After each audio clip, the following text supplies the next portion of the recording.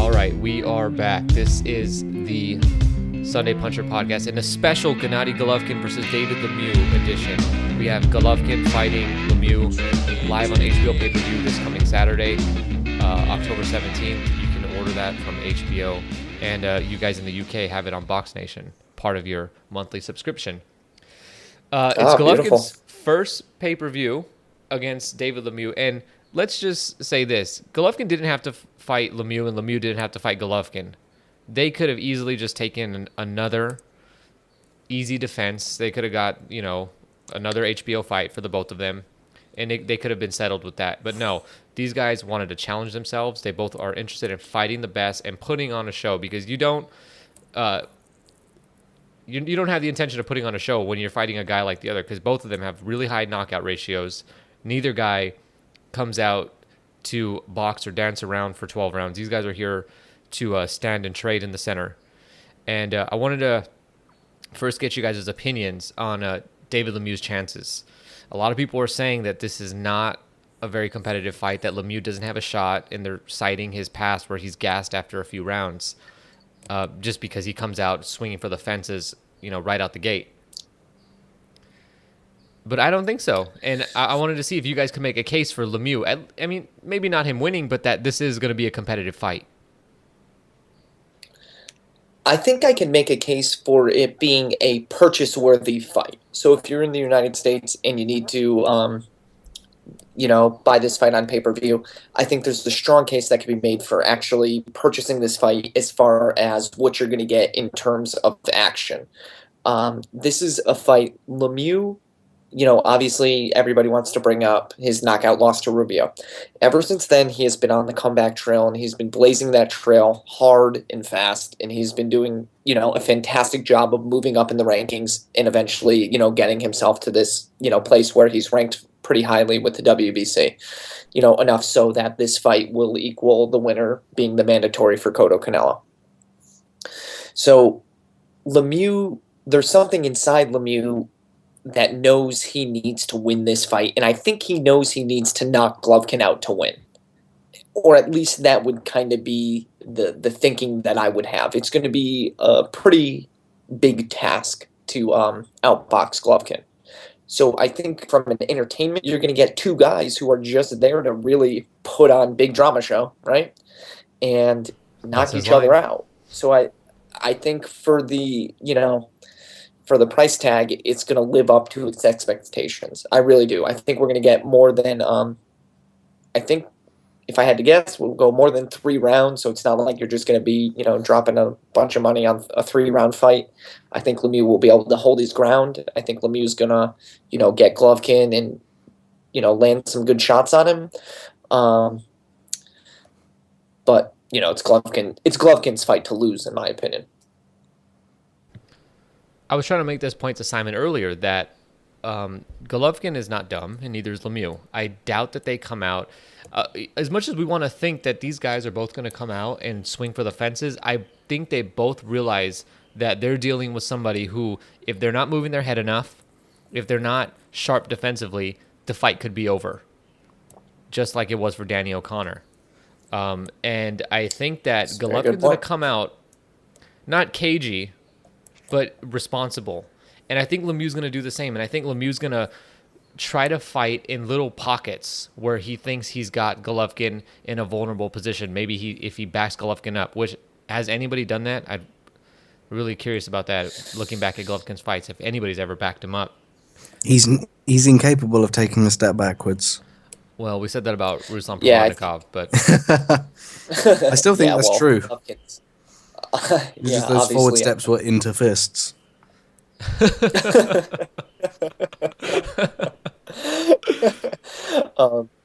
Simon, that was good, son. What do you think about the case that we're trying to make for Lemieux? Are we out of our minds here? Are we just grasping at straws and trying? Go for it. People talk about it being one-sided, and maybe it will be, but mismatch it won't be, and it's right. Hearty versus hearty, and it's going to be a big present for all the fans. It's definitely going to be something that is interesting and exciting enough to watch and enjoy. And of course, you're going to favour Golovkin, and of course, he's more than likely going to pull it off. But I think that the passion that Lemieux shows might end up earning him some fans in the same way we saw with Buglioni recently, where you can lose a fight but still come out on top and still come out with a good account of yourself. So I think that he is going to struggle and he is going to have a lot of pressure to deal with, but ultimately he's going to deal with it in such a way that people respect him, win or lose. Would you guys... Nice Buglioni reference. As far as Golovkin coming out in a more responsible manner, like you mentioned, Angela, I think we saw that responsible Golovkin in fights like the Murray fight, where, Murray posed, a real threat to Golovkin. He posed a threat of somebody who could, take a lot of punishment and that could hit back. I think Lemieux's power at 160 is maybe rated slightly higher than Murray's, but I think we're going to definitely see a Golovkin who... Yeah, I think we're going to see a Golovkin who fights at that level of kind of defensiveness as, we saw with, Golovkin versus Murray, because, Murray was his previous biggest test to date. And I think, so we'll see that same kind of strategy come out with Lemieux, I would imagine.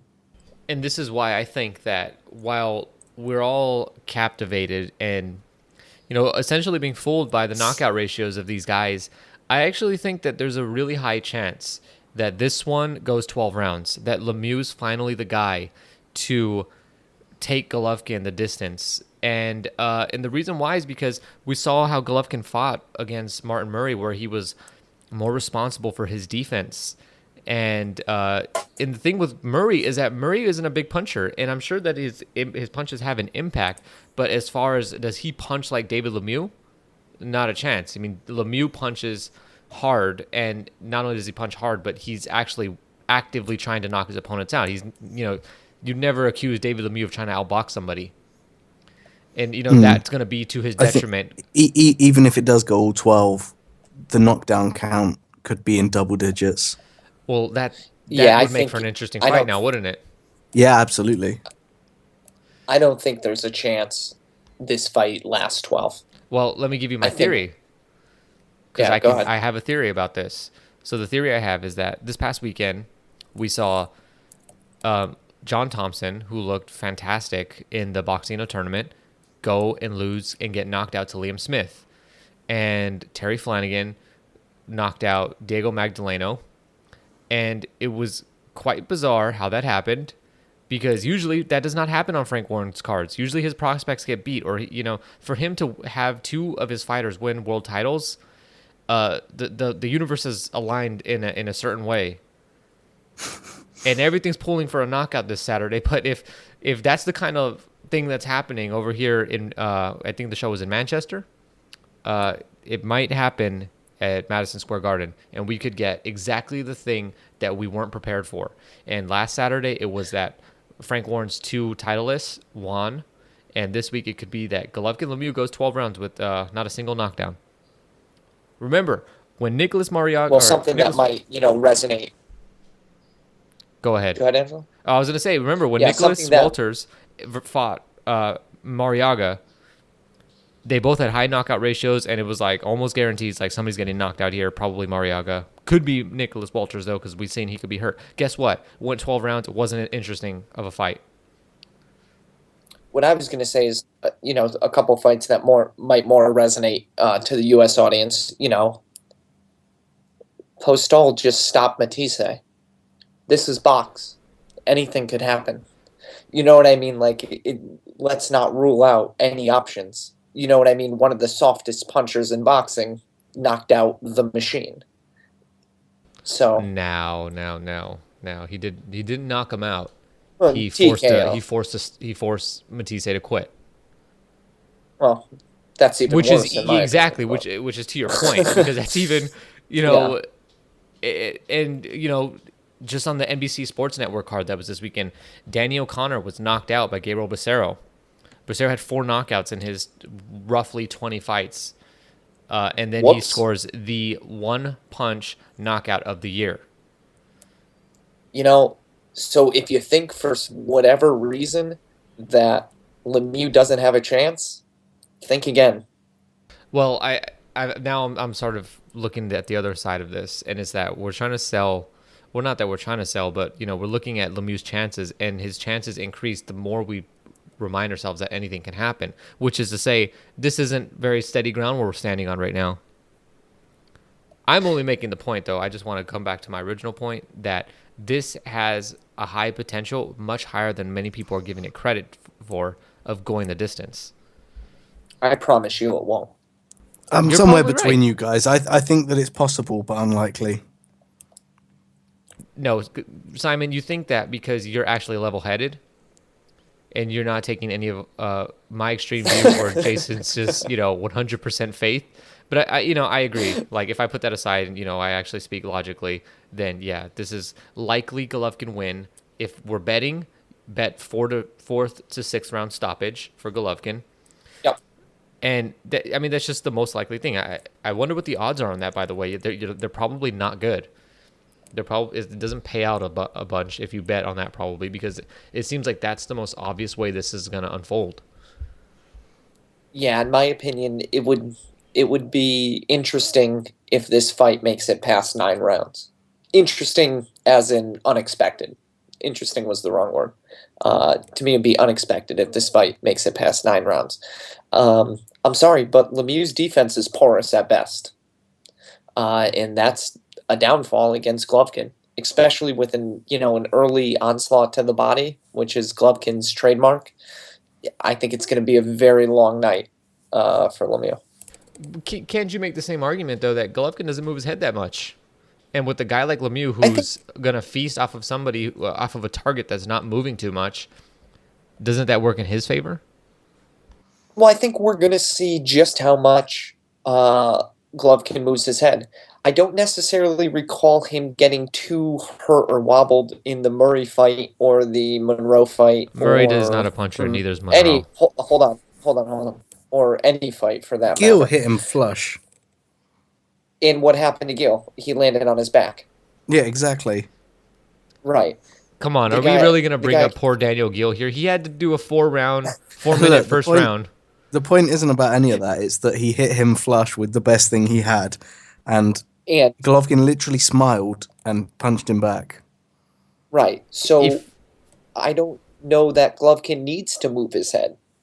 Against scary. Lemieux. That's a scary thing to say because Lemieux is a big puncher. He's not Daniel Gil. He's not Martin Murray. Daniel Gil will quit if they put him in with Lemieux. Lemieux does not come out to box. He's there to knock you out. And I've never seen a Lemieux fight where he had any intention of winning on the cards. Mm. You just made the case that he's going to be cautious and try to go 12. So be careful. That was an entirely different conversation we were having. I know. I'm just saying, I think he's going to get his socks knocked off. And that's it. Well, okay, fine. I'll agree with you there. But I do think that there is some danger, and the danger also helps my case that this could end up going the distance, in that I think Golovkin realizes the danger there is with Lemieux, and he's not going to just come in guns blazing because that would be foolish. You stand there and trade with the pocket. There could be part of him that's underestimating Lemieux, though, too. I really think don't a lot of people are certainly underestimating. I think a lot of people are, though. I think a lot of people are underestimating his potential. But I'm not ruling that out. At the same time, I think, I don't know, this is his big pay-per-view. You know what I mean? Like, he knows what's at stake right now, and there's a lot at stake.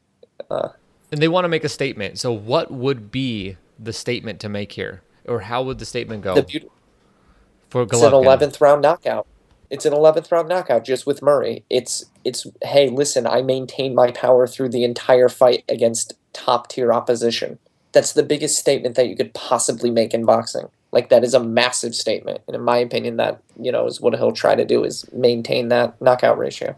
But with Lemieux's history of gassing after 6 rounds, doesn't that make that diminish from how special a knockout would be in the 11th round, given that, well, yeah, Lemieux's on fumes right now?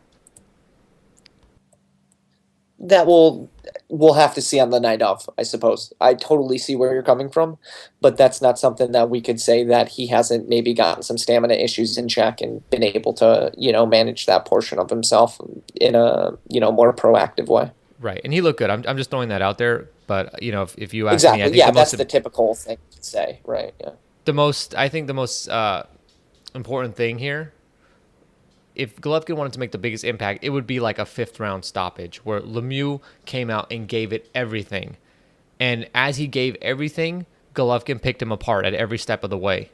And I think there's a high potential that this happens because I do think that Lemieux's going to come out, the way he normally does. Maybe he'll be a little hesitant for the first round, and then after that, it's bombs away. And Golovkin can counter and either take the shots as he did against Willie Monroe or not, and then break him down the way he did, the way he's done with many of his opponents so far. Simon, is there any way, though, that Golovkin doesn't look good? And what would the repercussions be of that if he were not to look good in this fight? Well, it's a difficult position he's been put in because Golovkin's hype is so high at the moment that anything other than Superman is going to be a slight to him, where people think that he looks human or, hittable, or that anything less than exceptional is going to be a downer on him, which is, I think it only speaks to his reputation and his ability that it takes so little for him to be criticized now. That's a good point, Simon. So if Golovkin, let's say it did go to the decision, what happens next? Lemieux is an unstoppable Superman. Does Lemieux just absorb all of Golovkin's hype? All of his momentum that just goes to Lemieux? I think that he would definitely benefit from that. Absolutely. The guy who goes 12 with Golovkin wins a moral victory and a moral lineal title for his trouble. I think Lemieux at this point, just for the fact that he decided to, what does he have, an interim WBC, Angela? Well, no, Lemieux has the IBF title, which he won by beating Hassan and Dom. The interim WBC title is Golovkin's. Is for Golovkin. So I guess the point I was trying to make is, though, this is Lemieux's first title defense? Correct. Or has he had... No. Yes, this is Lemieux's first title defense. No? Yeah, and not the soft touch-up that you'd sort of familiarize We're not getting yourself John with. Yeah. Duhaupas. His name was Johan. Or Andrew Ruiz? What was Andy Ruiz? What was the other guy? Oh, Eric Gomez, you mean? Yeah, needless to say, Lemieux should get major props from the boxing community for... It's been fairly customary to take a optional title defense and, have a fight in your hometown and, go that route. The boxing community as a whole should, kind of gather behind Lemieux and really give him props for stepping in and putting his title up on the line against Golovkin and immediately, basically.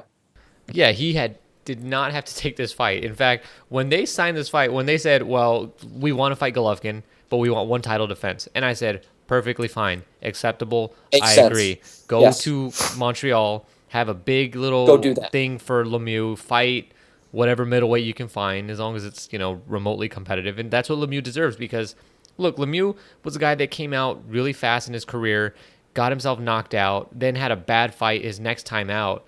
And it looked like his career was pretty much done. And then he rebuilds himself, adds a lot to his game, and suddenly wins a world title. And it doesn't the Nadam fight that had the 100K purse bid win? Yeah, that's the one. Yeah, nobody. The one that we lost. Nobody wanted to touch it. We bid $400 and we barely lost. Poor guys. Just barely. And I wonder if there's some hunger associated where they're like, forget the voluntary defense. We need some money. That could be it too. He's now with Golden Boy. I don't know if he was at the time of that, but he's now with Golden Boy. So there's, some, big promotional push behind him to get a big money fight. Lemieux could have taken the defense, waited for Canelo to beat Cotto, and then did a unification pay-per-view with Canelo, where they could have sold that. Lemieux's a big puncher. And he could have raked in the money from the Canelo fight and still had a career with Golden Boy fighting. But no, now he fair goes. play. That's true. Now he goes. That is no, very no, no. true. Bring me the biggest dog in the yard, and let's fight. And he doesn't have to do this. And in fact, if you ask me, would I do the same thing? Absolutely not. Take the title defense. That's a few extra $100,000. It's not like Golovkin's going to lose between now and, let's say, February, when they would probably make that fight in the future. And then you still have the prospect of maybe more fights that are meaningful if you look decent against Golovkin at middleweight.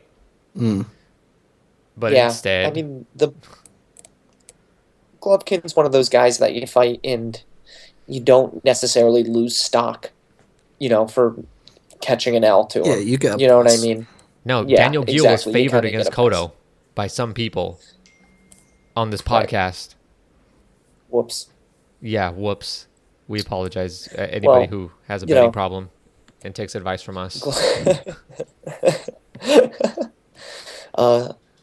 I think, Golovkin did a number on Gill. He did a number on Rosado, one of Lemieux's recent opponents. Golovkin's done a great deal on the people he fights, and especially the people who stick in there and try to stick it out. They absorb a lot of punishment. It's probably, I would imagine, roughly equivalent to like 3 nights of fights within one. Well, I mean, I can't speak for that. Martin Murray does look like he's a super middleweight title contender now, and I think he's getting a shot against Arthur Abraham. So I don't know how true Outside of that Murray. statement is, but Well, outside of that one fight, and he took the most punishment of any opponent that Golovkin has had so far. Martin Murray is the guy who took the most punishment because he stood in there he's for also 11 the rounds. toughest. He was dropped 3 times. Dropped early and then got up and then continued to get beat up for the next several rounds. He exposed himself throughout the fight by being persistent with his body attack. Let's talk about strategy a little bit. Is there anything we see that Lemieux could do that is obvious to us that would go a long way in him staying on his feet and maybe even beating Golovkin, other than just punch him hard when his hands are down? Now, there's got to be something. It's about being able to deliver enough offense that you can back him up. I don't see it.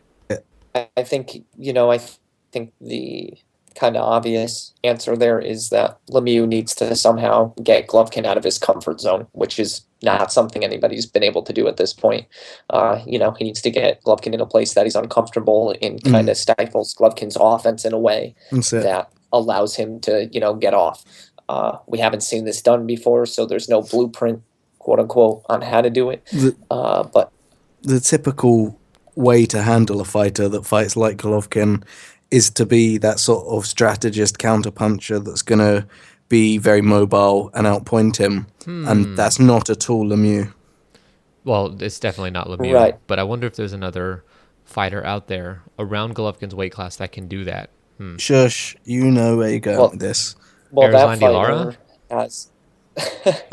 No, seriously, Arizona God, Lara. Golovkin Wouldn't that would be a good crush test Lara. for Golovkin, though, to see how a fighter like Golovkin, who's aggressive, breaks down a defensive fighter? Because clearly nobody's been able to do that to Mayweather, or has had been able to do it to Mayweather. I should speak past tense there. And Lara, north of 122 pounds, is the best thing we've got as far as a defensive counterpuncher type of fighter. Here's the thing I'll say about that fight. I don't subscribe to the transitive property when it comes to boxing. But Angulo was able to put Lara on his ass twice. Golovkin is a master at cutting off the ring. Golovkin would batter Lara. It would be close to unwatchable. I'm sorry, I think he Tom. would just really, really put a hurting on him. I'm sorry, Tom. Tom, I hope you're listening. He's listening, and he's very upset with your comments. But it's time we offend somebody else and say, so Golovkin wins this fight, and let's assume that Canelo beats Cotto. How does that fight play out? In one sentence or less. Which fight, Canelo Cotto or Canelo Golovkin? Canelo Golovkin, because it's obvious that that's the fight they want to make. And if Golden Boy's promotional record here is any indication, is that we're going immediately into the Canelo fight with how quick they pursued the Golovkin Lemieux fight. Does Canelo stand a chance against Golovkin? I don't think so. I think worse than Lemieux does. Ooh.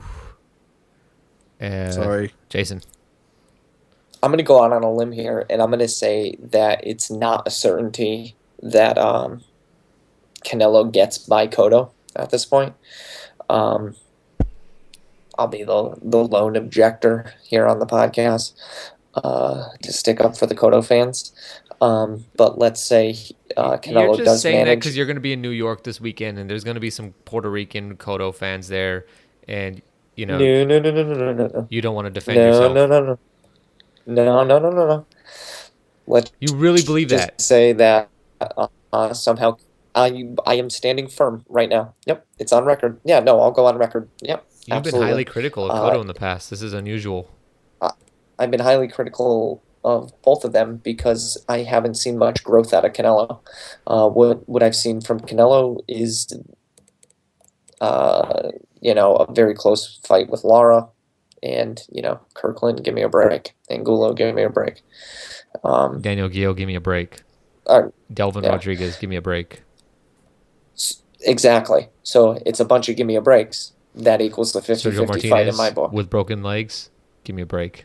Give me a break. Exactly. That gives me a 50-50 fight. If I was seeing something out of Canelo that progressed fight to fight, then we'd be having a different conversation. But I see the same kid who fought every single fight. He's not progressing. But let's not get sidetracked here. I know. Since when did this become the Criticize Canelo podcast? Exactly. I wanted to ask you guys. So Golovkin, sidetracked. Let's assume that poor Golovkin boy gets gets beat by Golovkin. Let's assume, sorry, Dean, that Golovkin beats Lemieux, and however he does it, use your imagination. The most obvious way is it's a mid-round stoppage. So let's assume that happens. I don't subscribe to the notion that Roman Gonzalez is number one pound for pound. I just don't. I love him, and I'm a fan, and I think that his fight with Brian Valoria will be good, but a mismatch. And if you're trying to tell me that sparring with Donny Nietes is enough to prepare you for a fight with the best flyweight in the world, sparring with the guy, the division champion below you, is just not going to do it. But if Golovkin beats Lemieux, does this put him number one pound for pound? No, I don't think so. What about for you, Jason? Okay, Simon. Sorry, I reserve that. No. I reserve. I do my pound for pound rankings a little bit different than everybody. I think I don't necessarily take heavyweights into consideration, but if I were to do you really take heavyweights into consideration, we have the biggest heavyweight fan that we know on the call with us on the podcast. Yep, I know. And you're about to just discount heavyweights? Don't do this to him. And for a pound for pound, from a pound for pound ranking, I don't necessarily rate heavyweights, but even outside of that, Andre Ward takes the cake. I'm sorry. I you still have it that Andre Ward is number one? He's back in an active fighter. Would be number one, yes.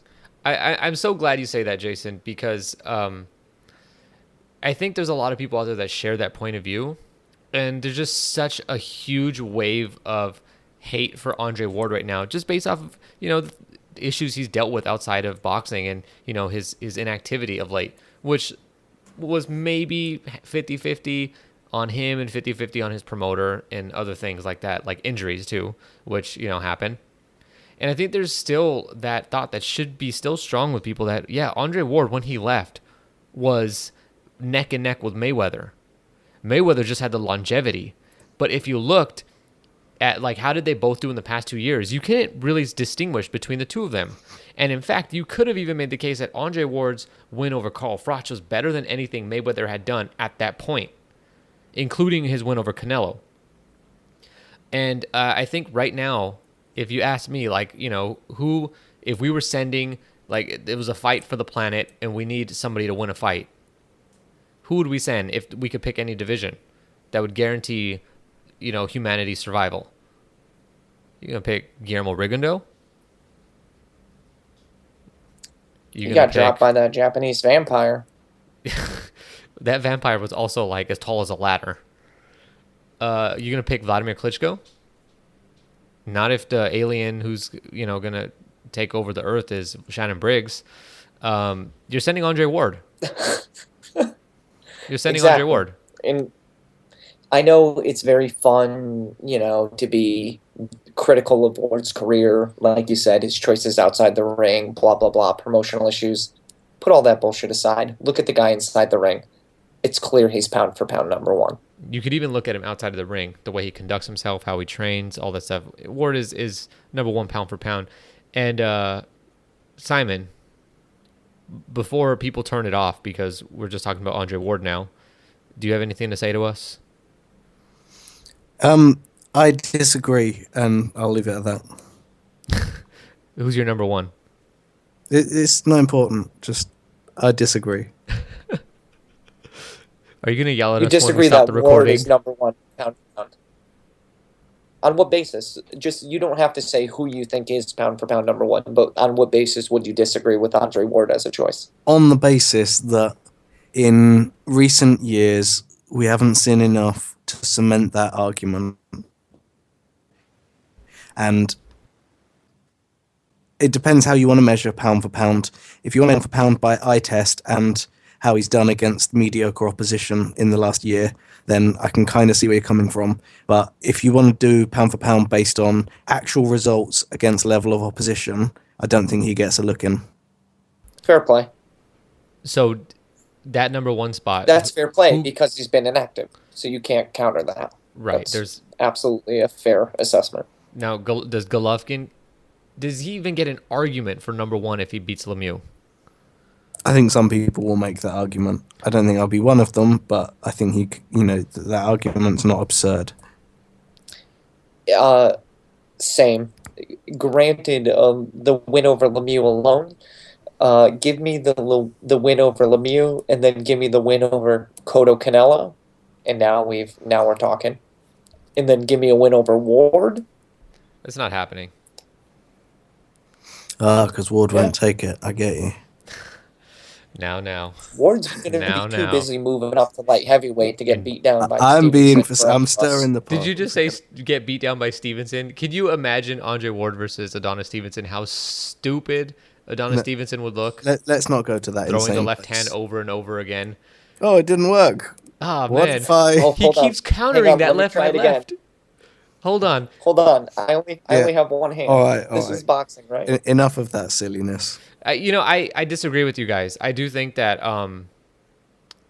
David Lemieux would get a consideration for number one if he beat Golovkin. No, I'm kidding. You mean the other way around? No, if Golovkin beats David Lemieux, I do think he gets some consideration, and legitimate consideration for number one.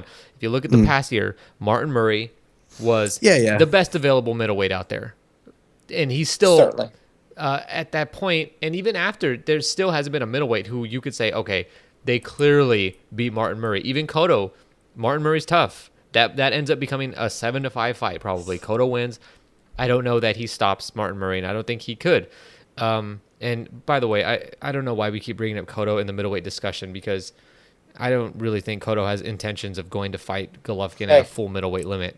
You don't think he's interested in middleweight? That's his choice. Hey, not ours. What could ever lead you to think that he's not interested in middleweight? Is it because he said as much?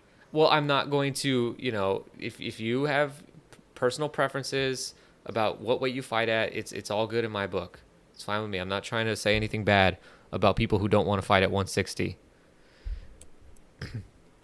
But I think the other options there. But if you sneak in to steal old man Martinez's belt, maybe you should stick around to defend it. No, that was a snake move. And a couple broken knees. You got a lineal title. That was a snake move, and Cotto's he's fulfilled his duties as champion in the way in which he won it. He drained Murray down, or not Murray, Gil down, and fair play. Gil made it. Not in the best way, but he made it. But I do think back to the original point. Payday. Sure. and he saw the first opportunity to get out of there, and he did. But as far as Golovkin's pound-for-pound consideration, I think you do have to consider him as number one if he beats Lemieux. He's unified titles. He holds 3 titles in his division. Lemieux, for my money, is a top 3 middleweight right now. I mean, if you want to put Peter Quillen above him, go ahead. Be my guest. You want to put Andy Lee above him? Be my guest. But I will bet you if they fight, Lemieux at least beats one of them. Cotto's the other wild card there. Technically, we got to consider him a middleweight. And technically, if we look at what he's done at his particular weight that he fights at, it has been pretty good. And I think a win for Golovkin should get him some consideration, more so than Roman Gonzalez.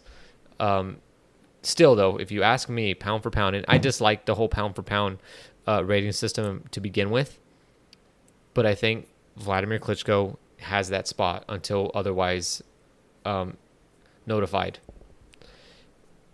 Although, don't ask ESPN because they did not agree with that. I think he's 8. Yeah, they went all hipster on us. Yeah. Well, no, they didn't because they didn't put Donny Nietes on their list.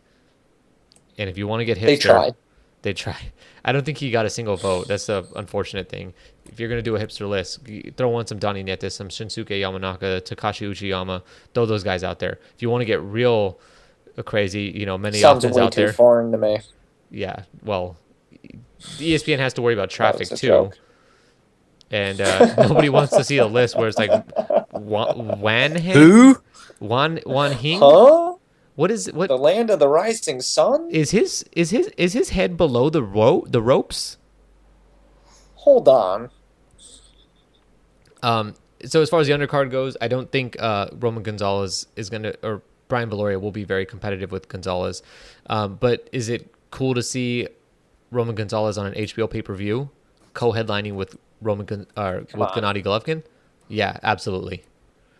Give me a break. 3 years ago, and if I told you Roman Gonzalez was going to be on an HBO pay-per-view, what would you have said?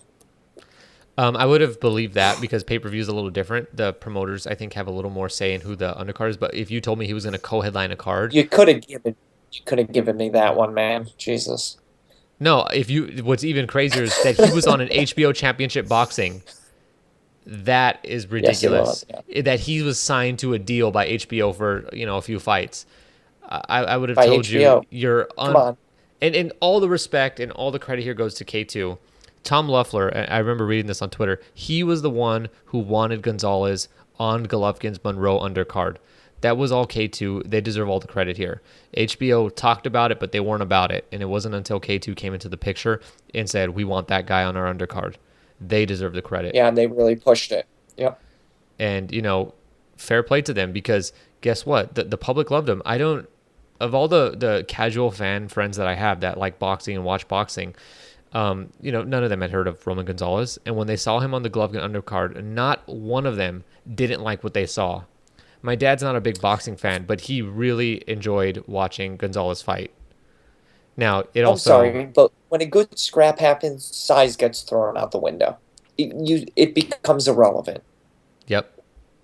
Look, Simon is of the opinion that he'd rather watch heavyweights than two little guys fight to their... No, that's not fair at all. You've said this to me before. You said that you like heavyweights more than the smaller weight classes.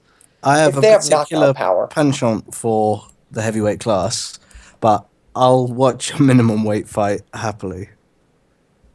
Now, let's suppose that a minimum weight fight between Menayothin and then some other guy whose name I can't pronounce is going on, and Derek Chisora is fighting on Box Nation while the other one's on Channel 5. Tell me which one you're watching. Probably Menayothin. No, you're not. You picked Chisora, the most guaranteed snooze fest. Yeah, exactly. I only throw Chisora out because you always bring Chisora up. He's one of your frequent examples that you use. Okay, so hold on. So you're either watching the minimum weight fight or you're watching the EKG from Emmanuel Char. Which one? Is this after he got shot or before? Well, that was the point of the joke. It's on the EKG, so it's likely. Let's before we wrap up, let's throw a few things out there. Andy Lee versus Billy Joe Saunders got rescheduled for December 19th in Manchester. I couldn't be happier that this fight is still going to go on, because this is going to be a great middleweight fight. Seriously, and this is going to be a great matchup. And, Golovkin has options after. But, if Golden Boy doesn't want to put Canelo in with Golovkin after he beats up Cotto, or Rock Nation doesn't want Cotto to fight Golovkin, or Cotto just doesn't want to fight Golovkin, are in play. The winner of this fight would make a great fight for Golovkin. And very early on, we praised Billy Joe Saunders. We picked him as one of our guys on this podcast. And I think he beats Andy Lee. I think he outpoints him over 12 rounds. And if he's the one that comes in and gives Golovkin the fight that Golovkin's been wanting to have his whole career, you heard it here first.